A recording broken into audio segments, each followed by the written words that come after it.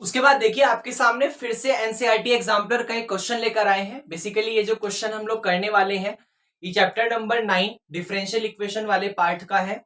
Question की starting करते हैं सीधा। क्वेश्चन आपके सामने है, आपकी स्क्रीन पर दिखाई दे रहा होगा। द डिफरेंशियल इक्वेशन, आपके सामने ना एक डिफरेंशियल इक्वेशन लिखी हुई है y dy by D x और यहाँ पे प्लस का x और राइट साइड में आपके सामने c। ये आपके पास यहाँ पर एक डिफरेंशियल इक्वेशन लिखी हुई है और उसने पूछा है कि ये डिफरेंशियल इक्वेशन रिप्रेजेंट किसको रिप्रेजेंट करती है? Family of hyperbola, family of parabola, family of ellipse या फैमिली ऑफ सर्कल। आप जब इस वाली डिफरेंशियल इक्वेशन को सॉल्व करोगे, इस वाली डिफरेंशियल इक्वेशन को सॉल्व करोगे तो सॉल्व करने के बाद आपको इक्वेशन मिलेगी, ये सबको पता है। तो वो जो इक्वेशन आपके पास आएगी वो इक्वेशन क्या हाइपरबोला की होगी, वो इक्वेशन क्या इलिप्स की होगी, वो इक्वेशन क्या सर्कल की होगी, या वो इक्वेशन क्या पैराबोला की, मतलब किस शेप की इक्वेशन वो होगी, किस कोनिक सेक्शन वाले रिजल्ट की इक्वेशन होगी, बस हमें ये बताना है। और ये बताने के लिए हमें इसको सॉल्व करना पड़ेगा। और सॉल्व करने के लिए मैं आपको बताना चाहूंगा कि अगर आप इसको सॉल्व करना चाहते हैं तो किस मेथड से सॉल्व करेंगे, जरा उसको देखिए। अब अगर आपको देखने पर यह लगता है कि ये इक्वेशन 9.6 वाला जो कंसेप्ट है dy by D x plus का p y is equal to Q, अगर आपको ये लगता है, या इसी का उल्टा भाई dx अपॉन dy प्लस का P X is equal to Q, अगर आपको ये लगता है इस तरीके से सॉल्व होगा तो शायद आप गलत हो, क्योंकि हमें वहां पर जो dy बाई डी एक्स चाहिए होता है या जो dx अपॉन dy चाहिए होता है, क्योंकि ना ये वैसे ही शेप की फीलिंग दे रहे हैं हमें, ये प्लस का वो फिर राइट साइड में वो, ऐसा ही कुछ दिख रहा है। यहां पर भी तो ऐसा ही है, ये प्लस का वो फिर राइट साइड में वो, या फिर ये प्लस का वो फिर राइट साइड में वो, ऐसी फीलिंग दे रहा है। लेकिन हम लोग को ध्यान से देखो, जो भी रिजल्ट है चाहे वो dy बाई डी एक्स वाला ऑप्शन आएगा या dx अपॉन dy वाला रिजल्ट आएगा, दोनों के पास मल्टीप्लाई में हमें 1 चाहिए, दोनों के पास मल्टीप्लाई में 1 चाहिए। लेकिन यहां मल्टीप्लाई में 1 नहीं है, y है। तो जब y है तो एक काम करो, अगर आप कहोगे डिवाइड कर दो तो फिर डिवाइड करने के बाद इसके नीचे y आ जाएगा, फिर भी नहीं बन पाएगा। आप कहोगे जी बन तो गया, नहीं बन पाएगा क्योंकि dy बाई डी एक्स लिखा है तो यहाँ y ऊपर होना चाहिए, कहानी गलत हो रही है, तो ये चीज तो नहीं लगेगा। होमोजीनियस का तो दूर दूर से कहीं नामो निशान नहीं दिख रहा। होमोजीनियस में फिर सी का क्या करोगे, वो कांस्टेंट अकेला पड़ा रहेगा, तो होमोजीनियस भी नहीं दिख रहा।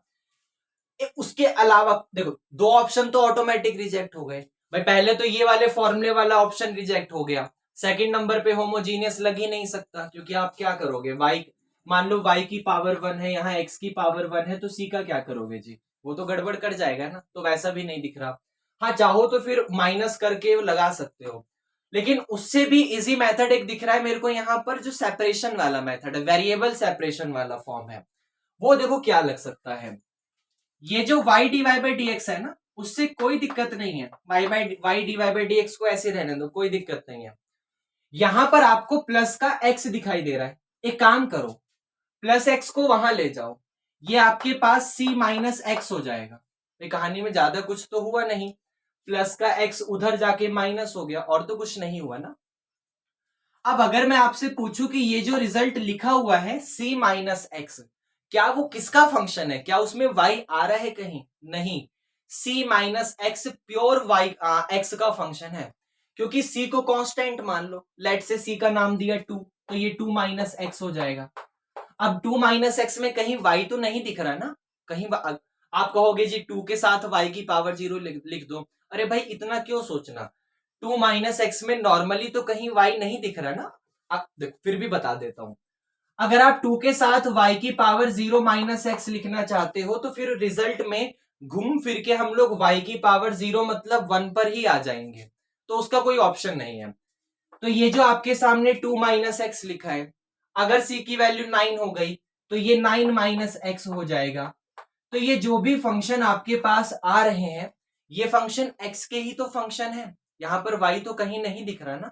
तो एक काम करो, अगर ये x का फंक्शन है तो यहां पर जो आपको dx डिवाइड में दिख रहा है उसको वहां भेज दो मल्टीप्लाई में, तो ये हो जाएगा y dy is equal to C minus X के साथ जो dx डिवाइड में है वो यहां जाके मल्टीप्लाई में हो जाएगा। अब y वाला फंक्शन अलग हो गया, x वाला फंक्शन अलग हो गया, इसका नॉर्मली इंटीग्रेशन कर दो क्योंकि यहां पर ये अलग अलग वेरिएबल सेपरेट हो गए। अब मैं आपसे पूछूं कि y का फंक्शन dy के रेस्पेक्ट में, y का इंटीग्रेशन dy के रेस्पेक्ट में वाई स्क्वायर अपॉन 2 होगा इज इक्वल टू सी का इंटीग्रेशन, जैसे मान लो मैंने आपसे कहा 2 का इंटीग्रेशन क्या होता है तो आप 2x कहते हो, 9 का इंटीग्रेशन क्या होता है आप 9x कहते हो, वैसे ही c का इंटीग्रेशन क्या होगा cx होगा, माइनस का x का इंटीग्रेशन एक्स स्क्वायर अपॉन 2 हो जाएगा और बाद में कोई कांस्टेंट लगाना होगा, c तो लगा नहीं सकते, c1 नाम दे दो, लेट से c1। ये आपका यहां पर इंटीग्रेशन हो गया।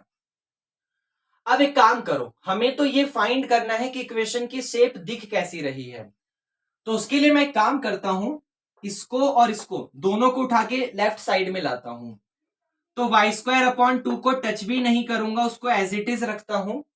ये माइनस का जो एक्स स्क्वायर अपॉन 2 लिखा हुआ है ना, उसको यहां लेफ्ट में बुलाओ, ये प्लस का एक्स स्क्वायर अपॉन 2 हो जाएगा, और ये जो प्लस का सी एक्स लिखा हुआ है ये लेफ्ट में आके माइनस का सी एक्स हो जाएगा, और वहां पर C1 से हमें कोई दिक्कत नहीं है। अब जरा इस वाली इक्वेशन को देखो, क्या कर सकते हैं, यहां पर 2 डिवाइड में दिख रहा है, तो एक काम करो 2 का एलसीएम ले लो, तो एलसीएम लोगे तो ये हो जाएगा वाई स्क्वायर प्लस का एक्स स्क्वायर माइनस का 2cx, और यहां पर डिवाइड में आपके पास 2 लिखा होगा, लेकिन वो वाला 2 डिवाइड से मैं यहां पर मल्टीप्लाई में भेज रहा हूं, तो ये 2c1 हो गया। इस तरीके से कहानी आपके पास आ गई। अब इस वाली इक्वेशन को देखो और ये बताओ कि क्या ये वाली इक्वेशन पैराबोला की है, इलिप्स की है, हाइपरबोला की है, सर्कल की है। तो सबसे पहले सुनो, ये पैराबोला तो हो ही नहीं सकता, क्योंकि पैराबोला की equation Y square is equal to plus का 4ax, या Y square is equal to minus का 4ax, या X square is equal to plus का 4ay, या X square is equal to, वो तो हो ही नहीं सकता, क्योंकि एक तरफ स्क्वायर चाहिए और दूसरी तरफ पावर 1 चाहिए। यहां तो दोनों के ऊपर ही स्क्वायर है, बाद में इसके ऊपर पावर 1 है, तो ये तो हो ही नहीं सकता। पैराबोला तो गया, इलिप्स पर आओ। इलिप्स की equation X square upon A square plus का Y square upon B square is equal to 1 होता है। दोनों के ऊपर हालांकि स्क्वायर तो होता है, दोनों के ऊपर स्क्वायर तो होता है, लेकिन इस एक्स का क्या करोगे, ये तो गड़बड़ कर गया ना। आपके पास x की पावर 1 वाला ऑप्शन कहां होता है, वो तो नहीं है ना, तो इलिप्स भी गया हाथ से। हाइपरबोला पर आओ। हाइपरबोला के लिए X square upon A square minus Y square upon B square is equal to 1, या इसी का उल्टा भाई, X square upon B square minus Y square, वो भी हाथ से गया, क्योंकि देखो दोनों में जो आपके पास x और y है उसके ऊपर स्क्वायर होता है और कुछ तो नहीं होता, दोनों में स्क्वायर है, कोई दिक्कत नहीं। ये गड़बड़ कर गया ना, x की पावर 1, इसका तो कुछ नहीं कर सकते, तो ये हाइपरबोला भी हाथ से गया। बचा कौन, सर्कल। सर्कल की इक्वेशन x माइनस एच का होल स्क्वायर प्लस का y माइनस के का whole square is equal to R square, ये सर्कल की इक्वेशन होती है। इसको एक्सपेंड करोगे तो इसको एक्सपेंड करने पर मिलेगा एक्स स्क्वायर प्लस का एच स्क्वायर माइनस का 2xh, और इसको एक्सपेंड करने पर मिलेगा वाई स्क्वायर प्लस का के स्क्वायर माइनस का 2yk। बस मैंने दोनों में a माइनस बी का होल स्क्वायर लगाया और राइट साइड में R square as it is रखा है। सोचो, एक्स स्क्वायर दिख गया, एक्स स्क्वायर दिख गया, वाई स्क्वायर दिख गया, वाई स्क्वायर दिख गया, यहां पर x की पावर 1 वाला रिजल्ट दिख गया, x की पावर 1 वाला रिजल्ट दिख गया, बाकी ये भी नहीं है। तो ये क्या हो सकता है, हो सकता है के स्क्वायर 0 हो, या हो सकता है ये जो y वाला ऑप्शन है वो 0 होगा, क्योंकि यहां पर लिखा ही नहीं है। अगर जरूरत पड़ेगी तो प्लस का 0y लिख दूंगा, नहीं पड़ेगी तो नहीं लिखूंगा। तो देखो आपके सामने ये भी हो गया, एच स्क्वायर के स्क्वायर आर स्क्वायर तीनों कांस्टेंट है, कांस्टेंट आपके सामने राइट साइड में लिख दिया। तो क्या ये इक्वेशन ऐसी नहीं दिख रही जहां पर एक्स स्क्वायर होना चाहिए और प्लस में वाई स्क्वायर होना चाहिए, बाकी एक्स की पावर 1 वाला ऑप्शन है तो ठीक है, वरना 0 लगा दूंगा। वाई की पावर 1 वाला ऑप्शन है तो ठीक है, वरना 0 लगा दूंगा। कांस्टेंट है तो ठीक है, वरना 0 लगा दूंगा। एक्स स्क्वायर वाला ऑप्शन है, प्लस में वाई स्क्वायर वाला ऑप्शन है, एक्स की पावर 1 वाला भी मिल गया, किस्मत अच्छी थी। वाई वाला नहीं मिला, 0 लगा दिया, कांस्टेंट है। तो क्या ये इक्वेशन ऐसी नहीं दिख रही? इसका मतलब ये जो आपके सामने इक्वेशन लिखी हुई है, इसको सॉल्व करने पर जो ये रिजल्ट आया वो किसको रिप्रेजेंट करता है? Family of circle. किसको रिप्रेजेंट करता है? Family of circle. क्योंकि पैराबोला, पैराबोला, इलिप्स और हाइपरबोला तो रिजेक्ट हो गया, तो चौथा ऑप्शन कौन बचा? Family of circle. और क्रॉस चेक भी करा, ये फैमिली ऑफ सर्कल ही लग रहा है। तो ये क्वेश्चन की आपके पास कहानी थी। क्वेश्चन में मैंने करा है कि छोटी सी छोटी बात को लेके चलना, कि यहाँ पर y नहीं दिख रहा तो क्या ऐसे लिख सकते हैं, तो ऐसे लिखने से y का फंक्शन क्यों नहीं बना। छोटी सी छोटी चीजों को लेके चलना, जो कि मेरा मेन काम होता है, क्योंकि आपको कैसे पता चलेगा पेपर में ये करना है। उसके लिए आप लोग जितनी ज्यादा बेसिक चीजों को समझेंगे, सॉरी पर्दा है, जितनी ज्यादा बेसिक चीजों को समझेंगे, जितनी ज्यादा आप लोग यहाँ पे क्वेश्चन में एक एक छोटे छोटे पॉइंट्स को लेके चलेंगे, उतना आपके लिए बेटर ऑप्शन रहेगा। वरना हमेशा यही रहता है कि हम लोग यहाँ पर जब क्वेश्चन को सॉल्व करते हैं, तो मान लीजिए किसी टीचर ने क्वेश्चन को करवाया तो उसको हमने देखा और वो हमसे समझ आ गया, लेकिन पेपर में अगर उसी बिहेवियर का कोई क्वेश्चन आता है तो हम लोग फंस जाते हैं। उसके पीछे की वजह ये होती है कि जब हम लोग किसी क्वेश्चन को सॉल्व कर रहे होते हैं, तो उस क्वेश्चन को सॉल्व करते वक्त हम लोग सिर्फ ये ध्यान देते हैं कि क्वेश्चन जो टीचर लिख रहा है उसने उसके बाद ये वाला पॉइंट लिखा, उसके बाद ये वाला पॉइंट लिखा, उसके बाद ये वाला पॉइंट लिखा।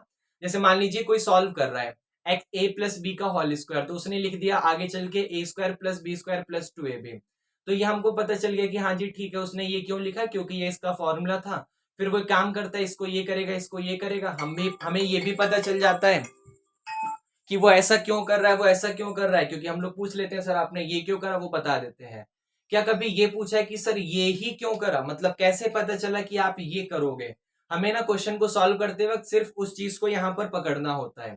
मान लीजिए जब आप किसी भी क्वेश्चन को सॉल्व कर रहे हैं, तो मेन फोकस हमारा यही होना चाहिए कि जब आप उस क्वेश्चन को सॉल्व कर रहे होंगे तो उसने लिख दिया, उसने ये, सॉरी फोन आ गया था, उसने ये पॉइंट लिख दिया कि ये पॉइंट ऐसा हुआ, ये पॉइंट ऐसा हुआ, तो क्यों हुआ हम लोगों को समझ आ गया। जैसे समझना, मैंने c माइनस एक्स को यहां पर आपके पास कह दिया कि ये y का फंक्शन नहीं है, लेकिन वहीं पर मैंने अपने आप को हल्का सा ब्रेक दिया, और ब्रेक देकर मैंने ये बोला क्या मैं यहां पर जो c के पास मल्टीप्लाई में 1 लिखा उसको y की पावर 0 नहीं लिख सकता। मैंने आपको यहां तक सोचवाया। तो यही चीजें यहां पर सोचनी होती हैं कि आपने जब इसके बाद ये वाला स्टेप लिखा तो ये वाला स्टेप ही क्यों लिखा। हमें कैसे पता चलेगा एग्जाम में जब हम किसी चीज को कर रहे होंगे कि इसके बाद अगर ऐसी इस बिहेवियर का कोई क्वेश्चन आता है तो इसके बाद हमें ऐसा ही करना है। इस चीज पर आपका मेन फोकस होना चाहिए।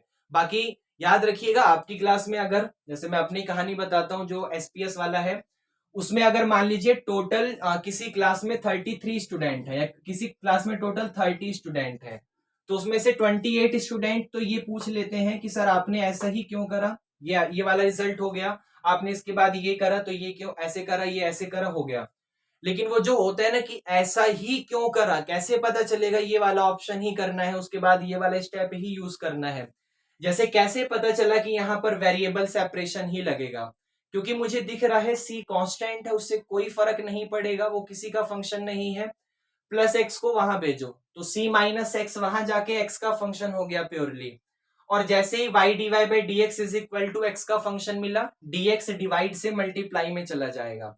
तो इसके पीछे भी वही वजह आ गई कि आपको ये देखकर पता चला कि अच्छा ऐसे करना है। तो अगर पेपर में इस टाइप का कोई क्वेश्चन है तो आपको काफी इजिली पता चल जाएगा।